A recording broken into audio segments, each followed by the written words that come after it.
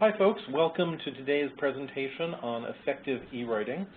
My name is Charlie Sumner with the Center for Workplace Development. I'm the host of this presentation, but our speaker today is going to be Chris Soucy, one of our trainers here. Chris, would you like to introduce yourself? Hi everyone, my name is Chris, as Charlie said. I'm a program manager in CWD. I specialize in a whole bunch of courses and recognize a few names from the in-person sessions we do. And this is a webinar that we're going to do on effective e-writing. Before we start the presentation, I do want to remind everybody, if you could, for attendance purposes, on the right-hand side of your screen, there should be a little polling box that you can enter your name into. And I do want to ask, if you have more than one person in your room listening in, if you could either put their name in there as well or put that into the chat box so that we have a record. That way we can put it into people's records and you'll get some credit for having attended and all that. So I'm going to leave that poll open during the course of the presentation so you can put it in there at any time. Okay. And Charlie, we also have the ability to solicit questions from folks? Sure. We don't have sound going two ways on this one, just one way. But if you do have questions during the course of the presentation and you want to, send a question to me or Chris, you can type that into the chat window, and we will keep an eye on it and answer questions as they come along, or maybe save them until the end if they're appropriate that way. Okay, great. Take it away, Chris. So this course is a webinar version of one that we used to offer in person. And a few years ago, before we had developed this course, my supervisor at the time came to me and said she wanted me to do some research and develop a course on ways to improve email communications. So for those of you who know me, I love to do research. I love to kind of find out about new things. So I tore into the topic and researched the greatest tips I could pull, from academic communications journals to online resources to physical books on the topic of email, which really I was surprised to find people write books on email, to really asking around campus about people's experiences. At the end of this research and design, I came back to my supervisor and showed her the course content I created and everything I found, to which she said, great, so now you understand you have to write shorter emails. So this is a long way of me saying my love of sharing all the research and knowledge I find, while fantastic in the classroom setting, while fantastic in the course development aspects of my job, it was coming across as immense oversharing when written into email documents. So I'm sure that some of my emails went unread, or at least caused the reader to kind of wade through the first couple lines of text, looking for the meat of whatever they needed to know or do. And really what I'm trying to do today is really condense some of that information for you so that you can kind of glean some tips that really effectively get your message across to people. So I am going to amend my introduction that Charlie gave me to say, hi, my name is Chris Soucy, and I used to write less effective emails. So I know that, I hope at least, that you read over the course objectives when you registered for the webinar, but I've shown them again here so I can briefly touch on why each is important. One of the best things, and at the same time worst things about email, is that it's just so fast and so easy. It's really an essential way to how work gets done within the office setting. It has been somewhat supplanted by social media in terms of our personal lives, but it really is something that we use for everything in the workplace. So I'm going to devote a little time on the webinar to develop an internal pause button when it comes to email communication to really figure out, is this the best tool for me to use to get my message across, to get people to understand whatever it is I'm trying to do. In addition, I've read a lot of research and on improving email effectiveness. And what keeps coming up through all the blogs and all the articles are the same few common errors and problems. So I'm going to go over those problems and things you can do to keep them out of your email. And lastly, we'll talk about ways you can improve your email so it comes across in a more business-like manner, and therefore gets the attention and action you deserve. Really understand, how can I best get whatever I need from my use of email?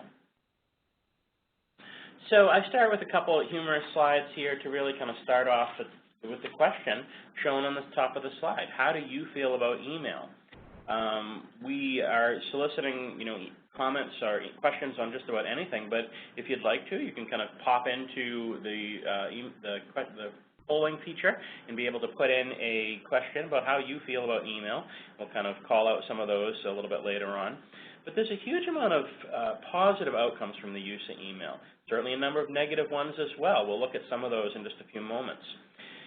Beyond that, we all have some sort of personal opinion to the use of email, professionally as well as personally. From the professional standpoint, do you feel more like the person on the left cartoon that is absolutely thrilled when they log into work every morning to see the unbelievable amount of email they've received? Or are you more like the person on the right, feeling overwhelmed for one reason or another by email? So this slide's a little bit dated. At this point, I'd say no longer 10 years ago, but more 15 to 20 years ago, when it really got introduced. Email really began to be hugely popularized in the mid-90s and became incredibly rapid growth for both individuals in their personal lives as well as within organizations. But the concept shown here is still valid. A great email can elicit the reaction shown in the lower right. The idea of how exciting it can be to get a good, well-crafted communication from someone that, you wanted to hear from. Now, I'm not going to guarantee that your email will suddenly transform into prose worthy of Shakespeare, but the worthy goal is that your messages will at least be read and understood by the reader.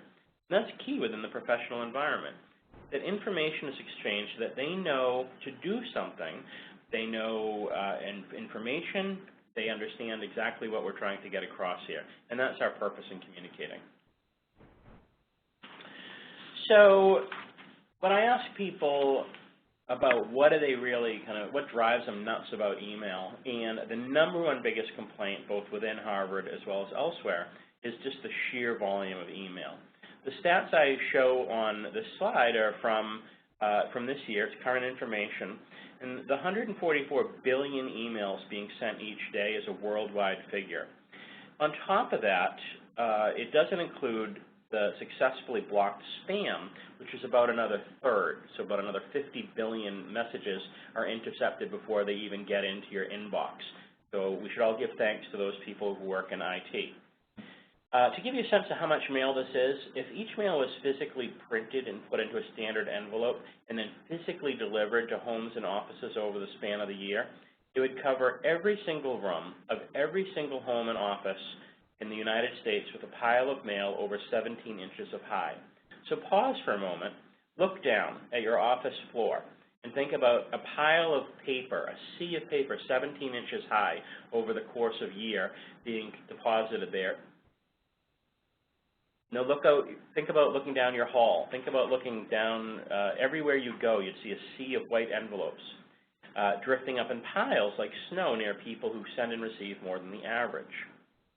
So one of the kind of questions that I would ask for you is, given this average of 112 emails sent and received each day by the member of a typical office, where do you fall?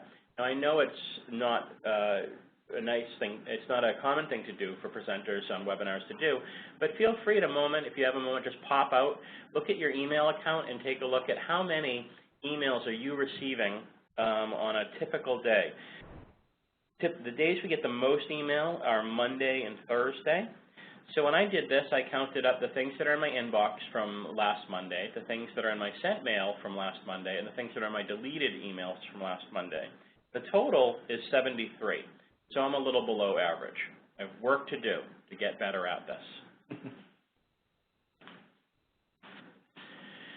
So given the volume, we really have to kind of think, what's happening with all this volume? How are we paying attention to it? And one of the things that, to kind of put a little more research out here, is that of the mail that we get into our inbox, almost half is automatically deleted or otherwise ignored. It's 42%.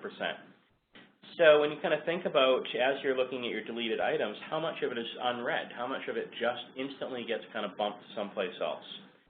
So when you look at that, you have to understand that there's at least a little bit of mental energy put forward to process what's coming into your inbox. Do you read it? Do you save it? Do you act on it? Do you toss it? This course isn't about how to organize yourself via email, but there's a wonderful webinar that we've already recorded on the Watch and Learn section of Harvey on getting organized with Outlook. That's really chock full of ways to use Outlook to help tame the incoming mail and tips to improve your processing of the email. The main point of this webinar is to improve your email effectiveness. How do you get people to pay attention to what you send to them? Already, they're overwhelmed with email. Half of it is getting deleted almost instantly.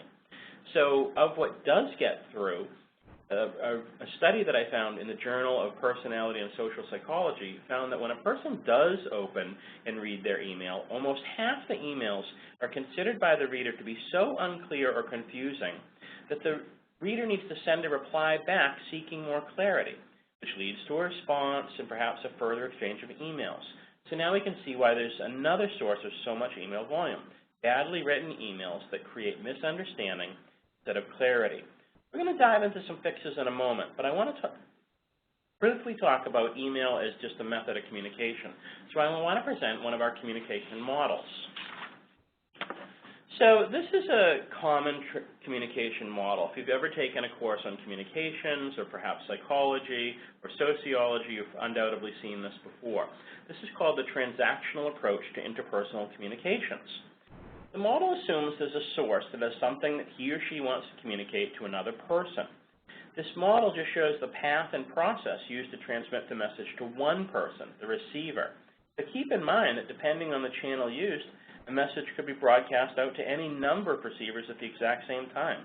For example, I'm sitting here with Charlie, and I'm the only person talking right now. But there's dozens of you listening and viewing what I have on the screen. Each of you are interpreting and decoding my message in your unique way. Over the next few slides, I'm going to go over each of these parts in brief detail and link them back to things you can do to improve the quality and effectiveness of your email. So the first piece that we're seeing here is the source, which is this is the internal thinking that should happen before you open your mouth, before you start banging on the keyboard. Of course, we know this doesn't always happen as it should. That's why it's a model, something we strive towards in our communication. The stage has three critical parts. What's the purpose, who's the audience, and what's the message? We're going to spend more time on each of these areas later. But keep in mind that the forefront is, the kind of keeping these in the forefront of your mind is really the key to improving your email communication.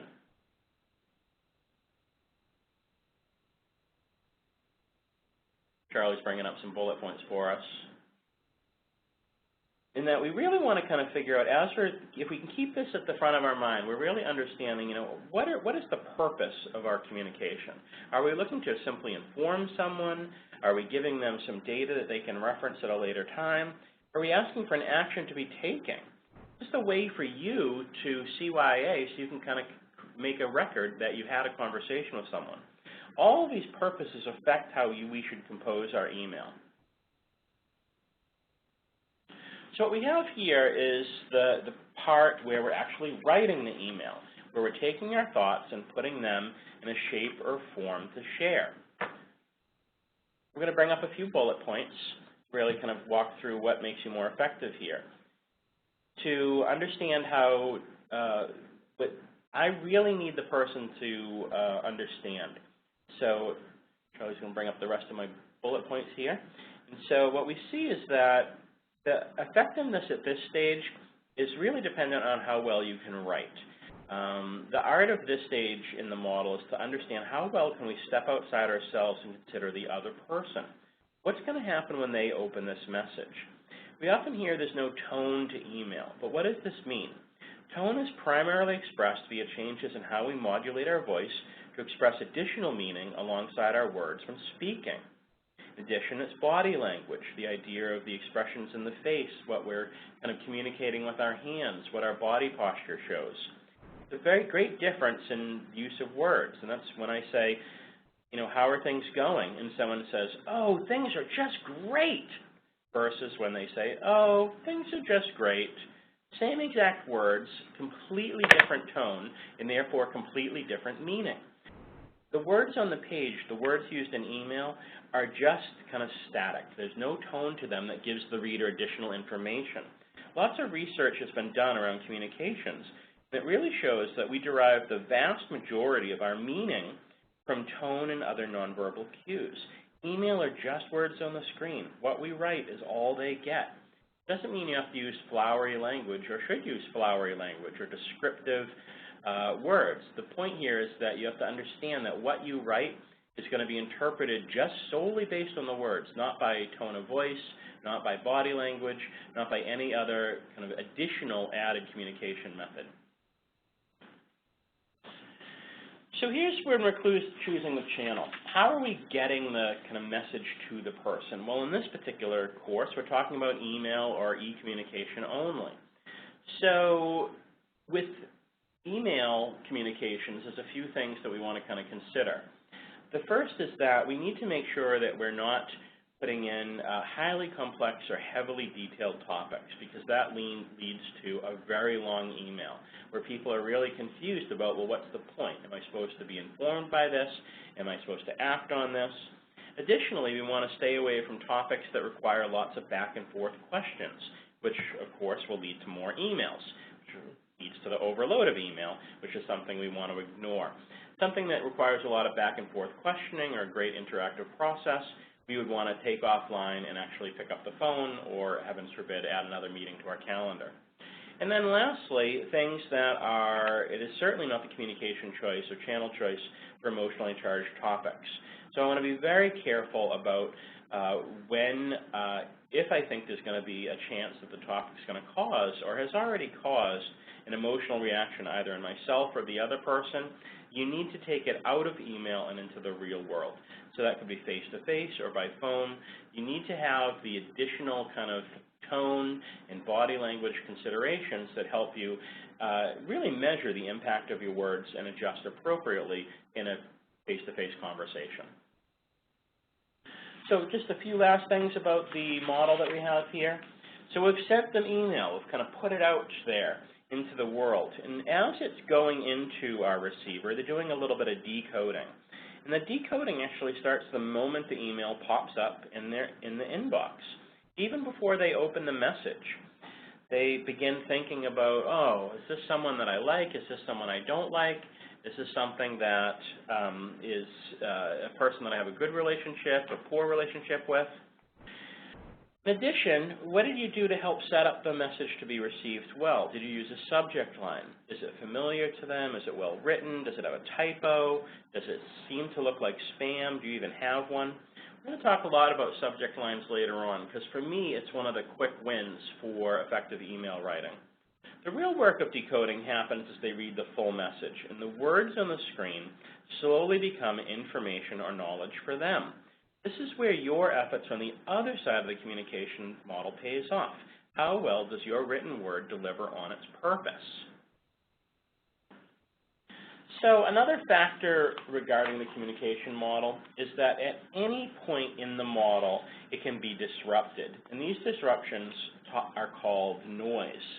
Complicating factor is that noise is something that can either interrupt, it can decay the value, or it can completely block your message being delivered, and you don't know which one of these three happened. You're going to think about noise like static on the radio. Sometimes it bops up to block out bits and pieces of what you're receiving. Sometimes it is so full and loud that it makes it so bad you have to change the channel. You can read some of the examples of noise coming up on the slide as we advance the bullet points. But the point here is that noise can exist at any single point, or more likely can exist at multiple points along the communication. The last bullet point is a little bit tongue-in-cheek, but likely very true. When I ask you to pop out of the webinar to count items in your mailbox, how many of you took a chance to peek at any new mail that had arrived? Okay, I do it too when I'm listening to an interview, into a webinar. I know, I'm a bad role model here. So I want to advance to something you can do in terms of the communication model that helps improve your communication. And that is this idea of a feedback loop. And so to help get around the noise, to really make sure that people are understanding the message that we've put forward, is that we can solicit or put in additional kind of information that says I'm open to having a continuing discussion about this and really make sure that clarity exists. So the feedback loop isn't the type of performance feedback you get from a manager or someone who's going to be gauging your performance. But instead, it's something that you put in the communication that helps you confirm that your message has been received in the way you intended. In email, a common one that I use and that I see quite often is this throwaway tagline that goes at the very bottom of almost every email I send. It says, "Please let me know if you have any questions or can provide any further assistance." It's just letting the person know that if they're kind of feeling confused or unsure of where to proceed, I'm open to having more discussion around it. In addition, I'm willing to provide more detail if they require something like that. We never know the other person's communication preferences, so with email, it's better to err toward the side of shorter and more professional than too long and slightly unprofessional. We'll talk a little bit more about those when we're later on in the webinar. So my last piece to consider for the communications model is what's the relationship and what's the context. One of the things that we see quite often in communications is that people that I know, people that I kind of have a existing relationship with already, they're the folks that I will pay more attention to via email. This makes perfect sense. And it doesn't mean that I necessarily like them. I could fear them. It could be an email from my boss's boss's boss that says, "Chris Susi, I need you to do something right now." Well, obviously, I'm going to pay attention to that email ASAP, and all my other work kind of gets pushed to the side. One of the things we see is that with email, we get a little hint as to to build context immediately, and that is almost all of us will open up messages and kind of at least pay some attention to them if they're coming from a Harvard email address. This is less true and helps us kind of make sense and prioritize our time when we get emails from various vendor addresses or people for whom we don't have a relationship with and there's no context. So it gets confusing when we begin to receive email messages from the personal email accounts of people that we also know professionally. Then do I pay attention to those Gmail addresses or Yahoo accounts? Probably not. And they say, "What happened?" I say, "Well, I was looking for your Harvard email." You know, Chris, I have a similar problem that happens in my email a fair amount in that I deal with a number of vendors from different companies, many of which companies have similar sounding names. Yes. So I'm like, oh, is this marketing tactics or tactical marketing's email? And I've had more than one occasion where that's the company I don't care about, and I ignored the message, but it turned out it was the other company, and it was something I should have paid attention to. Exactly. So we're beginning, you can see how a little bit of understanding around the model, a little bit of understanding of how communication works via this transactional model really lets you kind of think about, well, why am I sending this email? And how do I really get through to someone? Right. So thank you. So let's consider a few things about how to strengthen that pause button that I had mentioned earlier. The idea of, is email the best venue, the best kind of delivery mechanism for the message I want to give? So what I have is a real-life example that we're kind of bringing up. And the first is that we want you to imagine that you have to send a message to your boss to attend a class at CWD. What is your boss going to want to know? This is something that you probably would, if you were a new employee, you may have no idea what your supervisor would need to know. If you're a long-term employee with the same supervisor over years, you might have more sense of, well, what exactly are they going to want to know?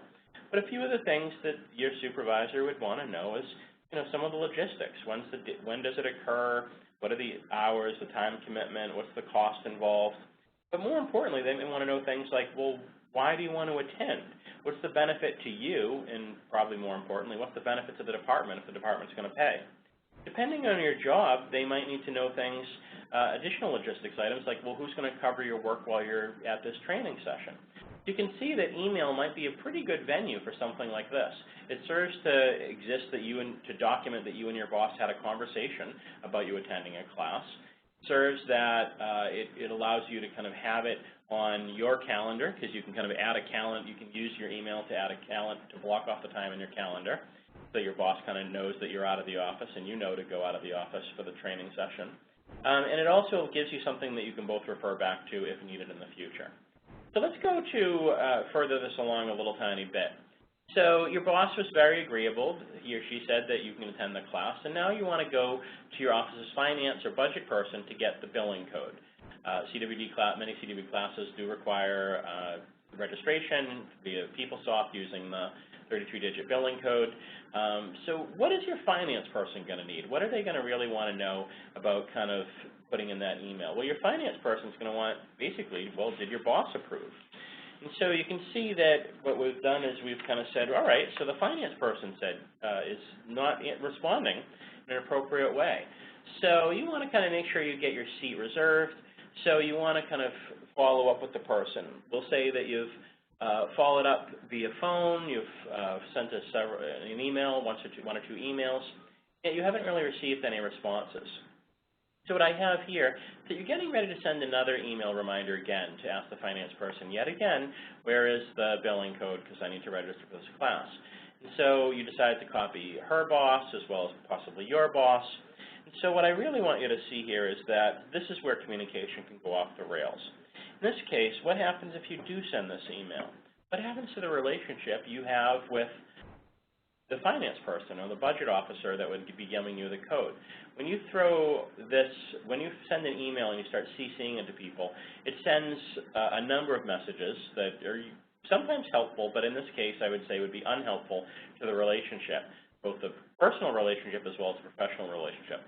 We'll talk a little bit more about CCing later on, but the point here is that you need to kind of understand that sometimes when email, even though you're on email, you need to figure out how do I stop going down this route. This route is not going to be one that strengthens the relationship, is serving me, is serving the other people that are on the email communication, and I need to step off email. So sometimes if it's we'll talk a little bit more about if this is a heated conversation or spirited conversation, you can kind of put an email announcement out to all that, okay, so this is getting heated, we're going to take this offline. Or in this particular case, you just don't send the follow-up email. You instead get up off your desk and kind of walk down to the person's office, see if they're around, see if there's another person who can give you the billing code. Email is not the only solution, even though for many people it does feel like the first tool they use.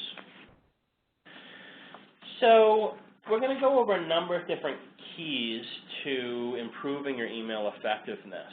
And as we saw with the last series of slides, the communication model, we've made the decision that email is the tool I want to use. And now the question is, how do I improve my email effectiveness? And so the number one kind of key attribute that I would say to improve your email effectiveness is create an accurate subject line. You can see I put a couple of pieces of information on here, but the key points to take away is that if your email is a regular series of emails, something that comes out every week, begin the email the same way so it can be easily sorted and identified by the person. In addition, you may want to consider putting the date in the subject line. So if they're looking for a certain report that you send out, they'd be able to find the reports because you use the same header, and then you also put in the date so they're able to search for it that way. In addition, if you're sending a message that needs a response, you might want to put a call to action, such as reply by a certain date. This way that people understand that, okay, so this isn't just information, they need me to do something by a certain period of time.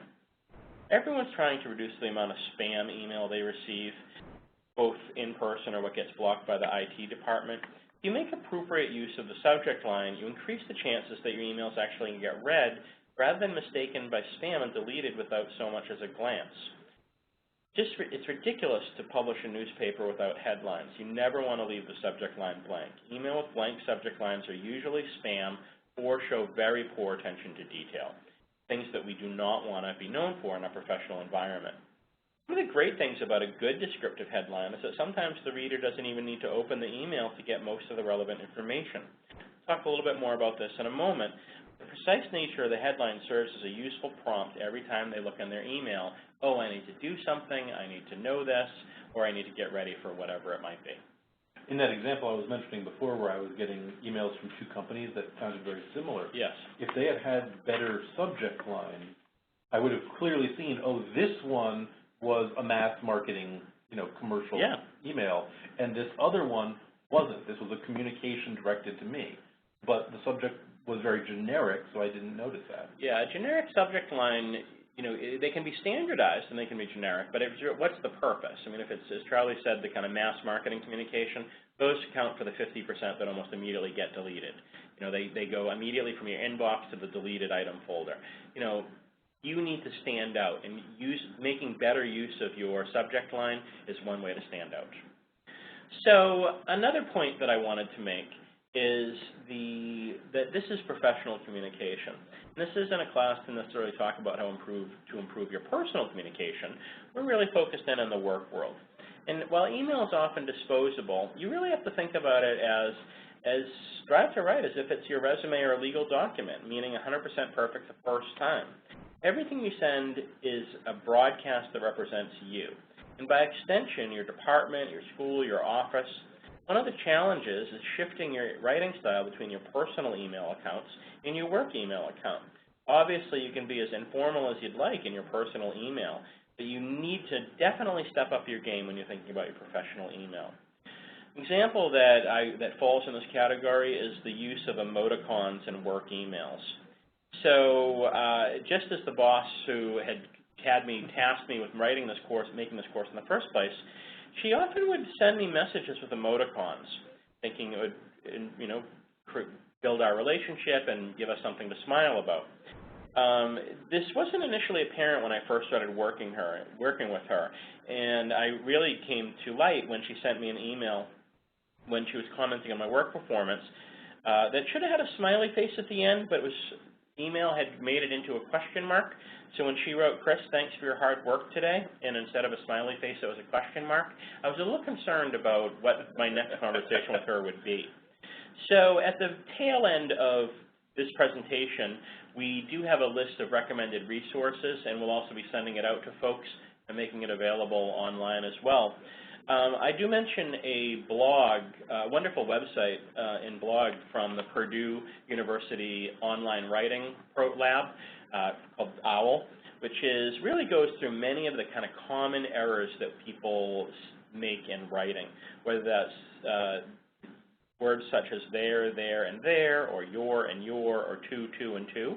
And even though I said those and they all sound exactly the same, you can understand that they are all three or two different versions of the same sounding word.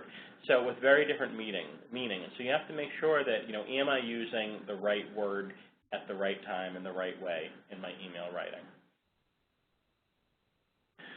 So here's another question that often comes up. Are all caps ever okay? Well, in short, no, never, which is why I put them in caps. So caps, it implies a couple things. The first is that I'm shouting at you for some reason. I want to get your attention, or I don't have good attention to detail and I left my caps lock on while typing and I failed to notice it before I hit send. Neither of these is a good use of caps. Caps expresses emotions in a way that we do not want to express in our professional email. The only time I would say that it's useful to use caps is to break up sections of text in a long email. But really, we shouldn't be writing that long of an email in the first place. So my kind of takeaway for the all caps question, no, never. So a few other things to think about when you're thinking about, well, how am I going to get the reader to actually understand what I'm sending? So one of the things that we're really seeing is a huge shift in where email gets opened. At this point, it's about 50-50. 50% of emails being opened on a desktop device, and the other 50% is being opened on mobile devices. And so if you have to think about that, it really should affect the quantity of what you write in the message itself. First of all, it reinforces my idea to make better use of the subject line, because on a mobile device, you're really getting the subject line as a snapshot, much more so than on looking at the email on your browser, on your computer, which allows you, in most cases, a preview pane, which gives you some of the content text. When you're sending an email and recognize that 50% of your list of your readers are going to be looking at it on a mobile device, you really need to think about how do I keep it as short as possible, and also put all the critical information in the body text versus an attachment. The reason we want to do this to help be considerate of our mobile readers is that in most cases, downloading an attachment uses data minutes and data from their plan. which is not something that endears us to them. So another thing to think about is, how do we get better responses? And we'll continue to talk about this throughout the program, but another big consideration that really allows us to connect and help with the person who's going to be reading the email message is that we want to make 1 point per email. So this really makes it so that we don't want to send the complicated emails with multiple pieces on it, that we really want to kind of figure out that we want to parse out and cut out the different email topics into separate emails. Emails free to send. Again, we don't want to overwhelm people by sending 5 or 6 emails. We want to understand that, if we put things together, they get bundled together. If we put them together, one of the things might allow for a short reply, which they can send straight away. But another topic might require more research, and by writing separate messages, you'll get clearer answers while helping people manage their inboxes better. You do need to put several points in an email, maybe because they relate to the same project. Consider presenting each point in a separate numbered paragraph. That makes each point stand out, increasing the likelihood that each point will address. It also makes it easier for people to reply because they can insert their cursor and type responses after each of the bullets. And as they get resolved or resolved to the point where they don't need to be included in the email, they can just be wiped and no longer included in the responses.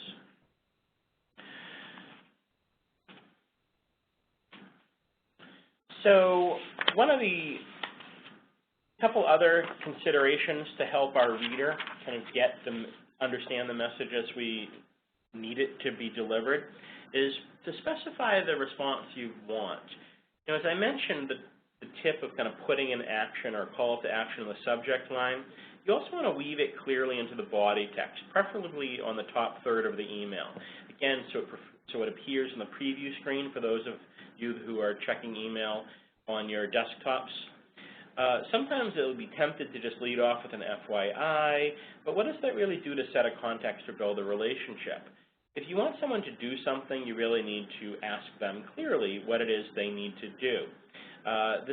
So I'm sure that all of you who have been delegated something by someone forwarding an email to you with a simple solve this, or perhaps not even that much. Worse is when you send an email with some sort of personal message or an eyes-only message about another person that unfortunately gets forwarded to someone else. You need to be very careful of what goes in your email. We'll talk about some of the kind of horror shows that have occurred in email later on. I know I used to be a bad person on that one, Chris. Yes. I have a tendency to be long-winded in my writing. Yes, same here. And so I would have, I like to set up the situation for somebody. So Exactly. I would give them, here's all the background of the conversation that we had last Thursday, blah, blah, blah, blah, blah. And then at the bottom, can you please let me know something? And of course that gets lost, right, because by this point they've tuned out. Yes. So again, you want to lead with your action up the top. And as Charlie pointed out, for those of us who are, like to give a lot of context, like to kind of are great writers, it doesn't pay off in email, especially the higher you go in the kind of organizational hierarchy. The higher you go, the shorter the email you want, and the more kind of a summary type of email you should be sending. So this is a tip that is more common in the private sector than the public sector. It's really organizationally specific. This is a tip that, is fantastic if you and the other person understand how it works. So if you have a very short message to convey, they understand what EOM means, which is end of message. It's a great kind of tool to use. It does absolutely nothing to build a relationship. It limits any context whatsoever. So you'd only want to use it with people that you have a great relationship with and will appreciate your brevity and kind of quick speed in which you're sending a message. So again, this is not something you would use across the entire university in all your emails, but this is certainly something that if Charlie and I were going to talk about meeting at a certain time for this webinar planning purposes, we might send a very quick message saying, hey, let's meet at a certain time, a certain place, to talk about the webinar end of message. And we would both get it. It would just be a confirmation type email. And then you don't have to worry that, you know, if you just sent me that subject and didn't include the EOM, Right. I might go, oh, he forgot to include the body of the message. Yes. The EOM tells me there was no body. Exactly. Thank you for saying that. All right, so we're moving on to our next kind of section. So we've composed our message. We're almost ready to hit send. Now, the reality is that most people compose their message and instantly hit send. And this is what happens. So to quote the famous philosopher Eminem, he really famously said, you only have one shot. And while we like to think the recall feature on email will help us if we really screw up via email, all it really does is to tell others they should check out the other email that I sent previously if they really want a good laugh at my expense. Let's talk a little bit about what is required in terms of checking, proofing our emails. So these three images really illustrate a concept in our brain, how our brain works, and that it's really designed to work very hard to fill in the blanks when it notices an error or mistake. If we're familiar with something, like this really popular kind of keep calm and carry on sign, which was really everywhere over the last 2 years, our brain takes a shortcut to look at the item, say, oh yeah, I recognize that, I already know it, I can stop reading, and then moves on. So our brain will look at each one of these three images that I have on the screen, and for many of you, if you don't look very closely, you think, yes, it reads perfectly correct. Well, if you take a step back for a moment and kind of look a little bit closer, you can see that all three of them have various typos and or wrong words being used. The problem here is that our brain doesn't see these. Our brain just instantly sees the graphic, instantly sees the same font, and our brains categorize it as, oh yes, it's that keep calm and carry on sign that I've seen thousands of times. So we just stop paying attention, and that's not what's helpful in email. Now again, you've been working to type an email, and you've been working on it, composing it, and so it's very familiar to you. And so your brain is going to miss some of the things that you've been working on. If it's an email that's going out in a very public way, so an all school, all department email, or perhaps something that's going to someone at a much higher level, what I urge you to do is type your message, look it over, make sure it looks good, and then close it, do something else for a few minutes, and then come back to your email message one more time and read it with a fresh set of eyes. You need a break in between in order to proofread, unless you're a trained copy editor, to really understand, to really kind of look at something with a fresh pair of eyes and see the mistakes. Okay, so one last thing that I had kind of talked a little bit earlier is the idea of copying people on emails. And again, we want to kind of be very careful in what our motivations are for copying people. Are we really just kind of using it as a way to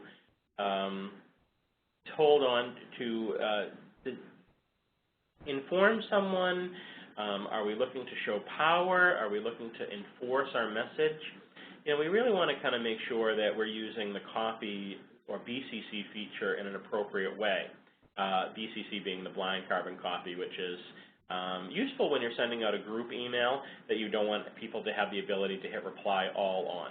So an example would be when I send out a copy of the class materials to everyone, or in any of my classes, I always put the class roster in the BCC. Not that I don't want people talking together, but I don't think there's any need for people to know who else was on on a webinar trying to improve their email. So what I would say is that we don't want to needlessly CC people because that's no way to behave. So this is our kind of quick next section on damage control, our prescription for fixing bad email moments. You know, we work in a professional environment, so it's rare for someone to just set out to be a jerk via email. We don't have anonymous emails, so everyone has to be kind of held responsible for the emails they send. So it's not like a kind of anonymous online forum where people can say whatever they want. So no one's looking to be a jerk. There's really just kind of, sometimes things happen via email that are either kind of not on purpose or sadly on purpose. So let's talk a little bit about what we do to both prevent and respond to damaging, upsetting emails. So one of the questions that often comes up when we teach this class is, how do I respond to a rude email? And all I really want to say is don't respond, which isn't a very useful answer. So I'm going to give you a little bit more on our next slide, which is, how do you respond to a rude email? And the points shown on this screen, I just wanted to walk through briefly. So our first instinct, naturally, is to get defensive. Someone wrote you an email, it's emotionally upsetting to you. We want to write back to give the person a piece of our mind and tell them where to go. Feel free to draft a message to this effect. If you're tempted to send it, put it in Word and write it that way. But really, you can't send this. Give yourself a day or at least a few hours to cool off. You need to prevent yourself from saying something you're going to regret and have proof that you said these things and responded in this way to a rude email. You want to give some time to approach this in a calm demeanor. The next point is really be the bigger person. Even if the person's way out of line, completely inappropriate to you, sometimes you just have to take a deep breath and start off your reply by thanking the person for contacting you and offering you feedback, even if it's feedback you don't want to hear or ill-considered criticism. It diffuses the tension and encourages the other person to back down appropriately. It also preserves your reputation in the event that the email is going to be forwarded onto someone else higher up your hierarchy. It shows that you behaved in a nice way, you've tried to provide good customer service, and the other person is going to be made to look like the jerk. So our next piece is that in these cases, we want to try to get off email if possible. That we want to really kind of talk about in our response, we can certainly use our carefully constructed argument to support our point of view, using external resources or sources if necessary. So if someone has a disagreement about a policy or something that we're looking at, we can kind of direct them to look at where the proof is. It's more of a personal issue. I always say volunteer to get on the phone so that two of you can address it and determine a productive way to move forward.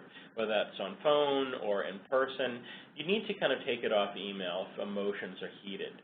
And then lastly, if someone's completely inappropriate and they are really pushing buttons needlessly or just being offensive in a way that is unfair or cruel, such as calling you names, making wild accusations about you and your performance or your department, be direct in expressing that this is not an appropriate way to behave. For instance, it may come to that you say in future communications, it'd be appreciative if the two of you could keep your tone professional.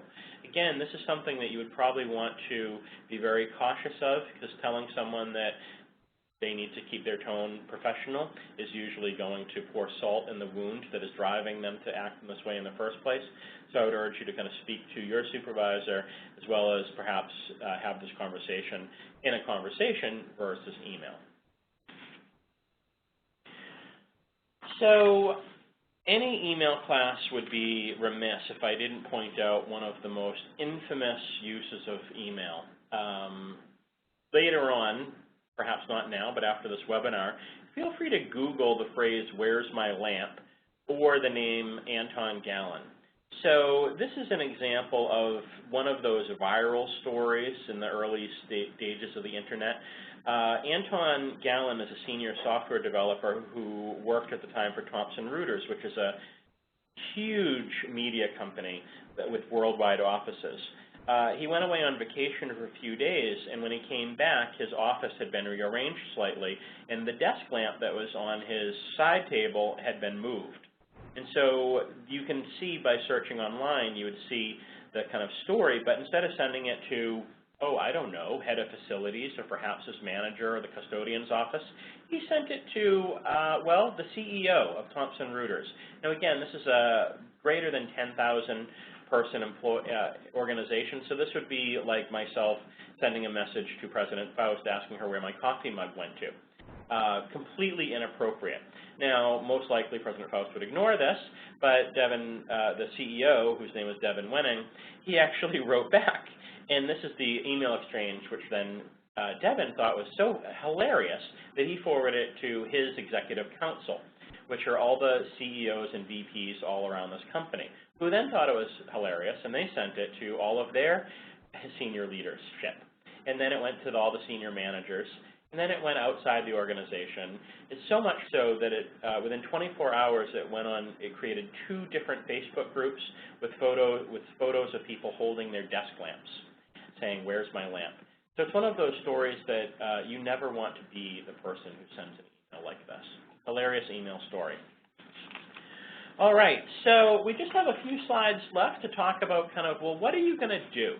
I have 2 different kind of ways that I'm going to approach this. This is really a summary on kind of many of the things we've talked about so far. So the first one is simply write shorter emails. If you want to improve your email writing, one of the ways to do it is to write shorter emails. It's hard to send a fast response to a long email because it takes time to read, to digest, to respond. Most long emails include multiple questions and topics, which make it tough for the reader to determine what's really important. This is confusing and can lead to more procrastination.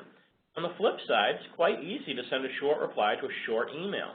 It doesn't really matter what you're talking about. The shorter email will always receive a faster response. This has been proved in study after study. If you want faster responses, you have to make it easier on the reader to respond. Ask one question. Talk about a single topic, and keep it short.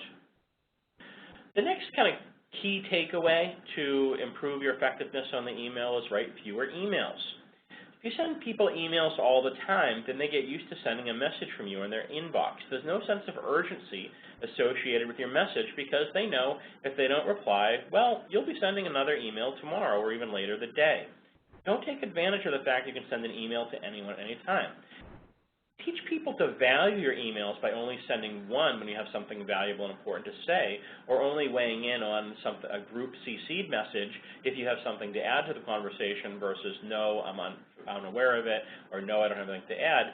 People just see that as spam. Our next point is to really specify what we want people to do. If we clearly explain the situation and really kind of talk about the action steps, then really kind of talk about what the response is that's needed, we might not know. As the writer of the email, the next step is really usually very clear to us. For the recipient, however, it might not be so obvious. In the middle of the busy day, and we're all very busy, we need to be told what to do rather than guess at it. Make the next step clear for the reader by kindly asking for the action you want. If they need them to reply, tell them to reply. If you need them to enroll, tell them to enroll. If you need them to write a response, write a response. Whatever it is, be clear in what you need them to do and for when it's due. And so that's why we say start with the deadline, which is that, again, this lack of urgency. As a society, we've adopted a method of using deadlines to make up for our tendency to procrastinate. As a result, we often decide which tasks we're going to perform based on when things are due. When it comes to email, that means that you need to state a clear deadline or risk waiting for a response until the recipient has, quote-unquote, free time, which I don't know about you, is never for me. When you write your next email, try including a deadline in the first 1 or 2 sentences, or if it's an urgent deadline, put it in the subject line so people know that they have a short window to turn around to reply to you. And then the last thing that we can do to really improve the overall quality of our email effectiveness is email just one person at a time. If at all possible, you want to avoid sending email to more than one person at a time if you need something done. This idea of diffusion of responsibility. Even if it takes a few extra minutes to email everyone individually, you'll find much better responses because of it. People push off responsibility from their own shoulders and onto the group whenever possible. If you send a message to 5 people, then at least some of those people that are included will assume the other 4 will do whatever tasks are outlined in the message. As a result, nothing gets done. You have to message a group of people all at once. Then do your best to assign tasks to specific people in the body of the message. Otherwise, you'll be waiting for a mystery person to step up and take action. So if our team is working on a big project, I'll be sure to send it out to the team, but really outline why everyone is getting it. So I'll use people's specific first names and say, this is your action. For other people that are just on the email for information, they'll be getting this as an FYI next to their names. So everyone's walking away knowing what is it that's expected of them. Our last model that I wanted to present you with is something I came apart came upon that really was a quick acronym, and I know how we would feel about acronyms here at Harvard, that is a nice one to really recall some of the major points of what goes into sending the email. Again, we've been talking about these for the last hour or so, so I'm not going to go through them in great detail, but one of the ideas they suggest is you write the subject line after you write your body text. In my experience, this can be horrible, leads to forgetting to including one at all, because I worked so hard to write the message. I then hit send, and voila, I've just sent the message without a subject line. So if I'm going to do this, I make sure that I delete the address fields as well. That way, it's impossible for me to hit send. I like this acronym, the pass device. It's a quick way for me to do a last-moment double check for confirming my purpose of writing and any action needed along with the attachments in the subject line. Once I go through this pass process and make sure that I've done each of these 4 bullet points, then do I hit send. So with this, I just wanted to point out some additional kind of resources and take any questions that may have come in. What I've talked to you about is, a lot of information over the last hour. I hope you're going to do something differently. I hope that you're able to figure out 1, 2, or 3 things that you're carrying away right now. Research shows that if you actually write them down on a piece of paper, you're committing them to your memory. For me, I've really noticed that I write a much tighter email, especially am more cognizant about writing lengthy emails at all, but also to higher levels of the organization. I'm very clear about any action. I tend to send fewer emails, but they seem to be more impactful, and I almost always get a faster response because they're much more targeted. And lastly, we have some resources and Q&A pieces up here. We will put a handout up with this webinar that has these resources in it, so you don't have to scramble to get them down. But I just wanted to point out there's a great kind of HBR blog article that's linked here. I had already talked about the spelling errors as well as the Purdue University online writing lab. And then while I wouldn't say it's not suitable for work, I'll call it barely suitable for work with some very funny common email don'ts. That's worth a chuckle. So for those who might have joined a little late, I just want to make a couple of quick notes. We have been recording this session, so it will be available on the Watch and Learn page on the Harvey website. There are a number of other classes that we have from Center for Workplace Development also on Watch and Learn, so it's a good place to be aware of if you haven't been there yet. And I do want to take this opportunity to pass along to Chris a question that came in while we were doing the presentation. Chris, we talked about no caps, obviously, yes. But one of our listeners wants to know, are underlined words, italics, and bold things okay? I certainly think so. I think that it's just as if you were writing, you wanted to pull someone's eyes to pay attention to something, certainly using italics, using bold. Italics doesn't stand out as well on the screen as it does on paper, unless you use a slightly larger font size. So I would shift to a slightly larger font if I was going to write something in italic to have it have the emphasis. But it can be helpful to draw people's attention to they need to take action, they need to pay attention to this. I use bold as well as italics in my writing that I send out to people. If anyone has questions that they want to send in, you can type them into the chat box now. Chris and I will hang out here if anyone has any follow-up questions. But otherwise, I'd like to thank everybody for participating in today's webinar. Thank you, Charlie. Welcome, Chris. All right, have a good day, everyone. Have a great afternoon.